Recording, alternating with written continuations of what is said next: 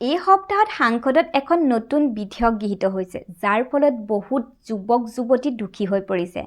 Online gaming বিলৰ জৰিয়তে চৰকাৰে ই-স্পৰ্টছৰ আৰু কেজুৱেল গেমিঙৰ প্ৰচাৰ কৰিব বিচাৰিছে। ভাৰতত ই-স্পৰ্টছৰ স্বীকৃতি দিব বিচাৰিছে। চৰকাৰে তদুপৰি ই-স্পৰ্টছক প্ৰচাৰৰ বাবে নতুন প্ৰশিক্ষণ একাডেমী স্থাপন কৰিব। ৰাষ্ট্ৰীয় প্ৰতিযোগিতাৰ আয়োজন কৰা হ'ব, যিটো ভাৰতৰ উদীয়মান বৌদ্ধ গেমিং সম্প্ৰদায়ৰ বাবে ভাল খবৰ। কিন্তু তাৰ পাছতো বিধেয়কখনে কিয় এক অশান্তিৰ সৃষ্টি কৰিলে? ই-স্পৰ্টছ প্ৰচাৰৰ বাহিৰেও এই বিলখনে ৰিয়েল মানি গেমিং সম্পূৰ্ণৰূপে নিষিদ্ধ কৰিছে হঠাতে। যিবোৰ গেমত ধন জয় কৰাৰ সুযোগ কাৰক আৰু সেইবোৰ গেম এই ভাৰতত সকলোবোৰ গেমৰ অনুমতি দিয়া নহ'ব। কেৱল সেয়াই নহয়, এই বিলখনৰ ৰিয়েল মানি গেমৰ প্ৰচাৰৰ বাবে ডাঙৰ ডাঙৰ শাস্তিও দিয়া হৈছে। এই সকলোবোৰ বন্ধ কৰা হ'ব। 2 লাখ কোটি টকাৰ উদ্যোগ এটাক চৰকাৰে বিল আইটি প্ৰৱৰ্তন কৰাৰ সময়ত হঠাতে বন্ধ কৰি দিলে। মন্ত্ৰী অশ্বিনী বৈষ্ণৱে সাংসদত কয় যে ঋণ সংকট, নিচা, নিজৰ পাণ লোৱাৰ সংখ্যা বৃদ্ধি পাইছে। এই বিষয়সমূহ বন্ধ কৰিবলৈ এই ব্যাপক নিষেধাজ্ঞা আৰোপ কৰা হৈছে। এই এপসমূহৰ কিছুমানৰ সন্ত্ৰাসবাদী পুঁজিৰ সৈতেও লিংক আছে, যাৰ ফলত ই ৰাষ্ট্ৰীয় নিৰাপত্তাৰ বিষয় হৈ পৰিল। অনলাইন মনিৰ গেমৰ ফলত সৃষ্টি হোৱা নিচা হৈছে গেমছৰ আজীৱন সঞ্চয়ৰ অপচয় কৰা হয় আৰু ধন সৰবৰাহ আৰু সন্ত্ৰাসবাদৰ সমৰ্থন ঘটিছে। খেলৰ নিচা আমাৰ দেশৰ এটা বাস্তৱিত বিষয়। কোনেও অস্বীকাৰ কৰিব নোৱাৰে, কিন্তু প্ৰকৃত মনি গেমিং কোম্পানীসমূহে কয় যে এই আইন অনাৰ আগতে তেওঁলোকৰ পৰামৰ্শ লোৱা নাছিল। কোম্পানীয়ে এই আইনৰ বাবে সাজুৱেই নাছিল আৰু এতিয়া ইয়াৰ পৰিণতিত 2 লাখ চাকৰি বিপদত পৰিছে।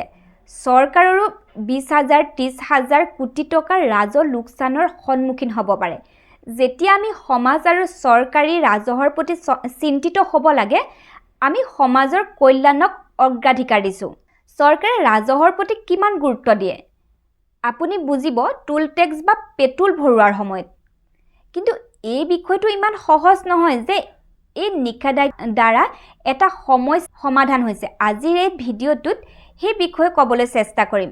19 আগষ্টত মোদী কেবিনেটে অনলাইন গেমিং বিল 2025ৰ প্ৰচাৰ আৰু নিয়ন্ত্ৰণত অনুমোদন জনাই বিধেয়কখন উত্থাপন কৰি লোকসভাত গৃহীত কৰা হয়।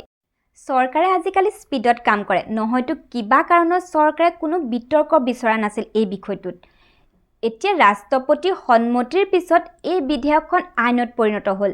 চৰকাৰে এই আইনখনৰ জৰিয়তে 3টা মূল লক্ষ্যত উপনীত হ'ব বিচাৰিছে। প্ৰথমটো হ'ল ই-স্পৰ্টছ আৰু নিৰাপদ সামাজিক বা শিক্ষামূলক গেমৰ দৰে ইতিবাচক গেমিঙক উৎসাহিত কৰা। দ্বিতীয়তে, এই বিধেয়কখনে ই-স্পৰ্টছক সংজ্ঞায়িত কৰিছে, যেনে call of duty, free fire, pubg আদি স্বীকৃতিপ্ৰাপ্ত নিয়ম মানদণ্ডৰ সৈতে ভাৰ্চুৱেল এৰিনাত খেলা প্ৰতিযোগিতামূলক দক্ষতা ভিত্তিক গেম। এই বিধেয়কখনৰ মূল উদ্দেশ্য হৈছে ৰিস্কি মানি গেমছৰ নিষিদ্ধ কৰা, যিয়ে খেলুৱৈক নিচা আৰু আৰ্থিক ক্ষতিৰ মাজলৈ ঠেলি দিব, যিটো বন্ধ কৰা যুৱক-যুৱতীসকলক জালিয়াতি, ধন সৰবৰাহ, অনলাইন জুৱাৰ বিপদৰ পৰা ৰোধ কৰা হ'ব। এই নতুন আইনখনে ধনভিত্তিক অনলাইনৰ গেমৰ ওপৰত আটাইতকৈ কঠোৰতম নিষেধাজ্ঞা আৰোপ কৰে। আইনে কেৱল এনেধৰণৰ গেমক লক্ষ্য কৰি লোৱাই নহয়, কোম্পানী প্ৰমোটাৰ ব্যক্তিৰ ওপৰতো কঠোৰ শাস্তি আৰোপ কৰে। যদি কোনোবাই অনলাইন ধনৰ গেম আগবঢ়ায়, তেন্তে তেওঁলোকক 3 বছৰ পৰ্যন্ত কাৰাদণ্ড বা 1 কোটি পৰ্যন্ত জৰিমনা বা যিসকল লোকে নিষিদ্ধ গেম বা বিজ্ঞাপন সৃষ্টি কৰে বা সমৰ্থন কৰে, যেনে চেলিব্ৰিটি, তেওঁলোকে 2 বছৰৰ কাৰাদণ্ড বা 50 লাখ টকা পৰ্যন্ত জৰিমনা ভৰিব লাগিব। বেংকসমূহে এনে গেমিং প্লেটফৰ্মৰ লেনদেনৰ অনুমতি দিয়াত নিষেধাজ্ঞা আৰোপ কৰিছে। এতিয়া যদি কোনোবাই অকৃত্ৰিত লেনদেন কৰে, তেন্তে তেওঁলোকেও 3 বছৰ কাৰাদণ্ড বা 1 কোটি জৰিমনা বা দুয়োটাৰে সন্মুখীন হ'ব লাগিব। ইয়াৰ উপৰিও এই অপৰাধমূলক চিনাক্তকৰণযোগ্য বা জামিনহীন শ্ৰেণী হিচাপে শ্ৰেণীভুক্ত কৰা হৈছে। সেয়ে অনুমোদন অবিহনে গোচৰ ৰুজু কৰিব পাৰে, সম্পত্তি চিল কৰিব পাৰিব আৰু আপুনি সহজে জামিনো নাপাব। যদি আপুনি এনে কোনো খেলৰ সৈতে জড়িত, তেন্তে সাৱধান হওক। এতিয়া যি শুনিছোঁ তাৰ ক্ষেত্ৰত এইবোৰ যথেষ্ট ইতিবাচক পদক্ষেপ যেন লাগে।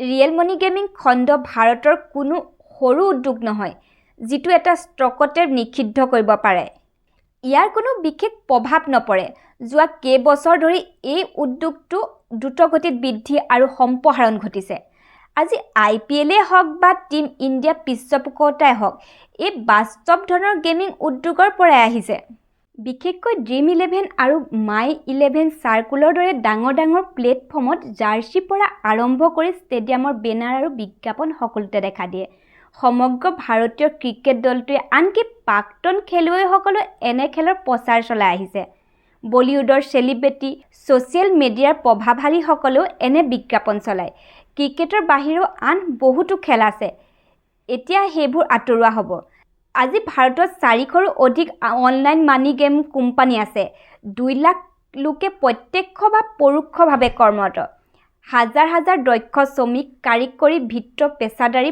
পৰিচালক বিজ্ঞাপনদাতা সকলোকে অন্তৰ্ভুক্ত কৰা হৈছে এই